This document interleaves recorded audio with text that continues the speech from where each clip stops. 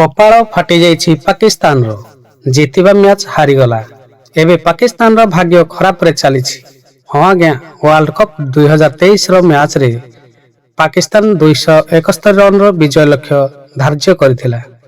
जना पडुथिला south Africa एक पाखिया विजय हासिल करिनेब। मात्र पाकिस्तान रो मापचुप बोलिंग और फील्डिंग जुगु साउथ आफ्रिका को जितिया पई संघर्ष करने को पड़ुथिला। बेले बेले लागुथिला पाकिस्तान मैच छड़े नेब, मात्र भाग्य रे जहा थिला सेया हेला। साउथ आफ्रिका एक विकेट रे पाकिस्तान को परास्त करी मैच छड़ाई नेला। पाकिस्तान खसी आसीछि पॉइंट टेबुल षष्ठ स्थान को।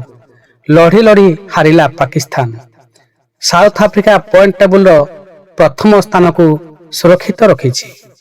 एही मैच पाकिस्तान पई बड़ दुख आनी देछि। पाकिस्तान 5टी मैच रु 4टी रे परास्त हेलानी।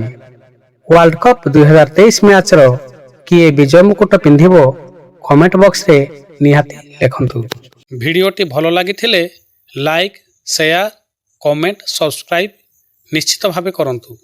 वीडियोटी भलो लागिथिले लाइक, शेयर, कमेंट, सब्सक्राइब निश्चित भावे करंतु।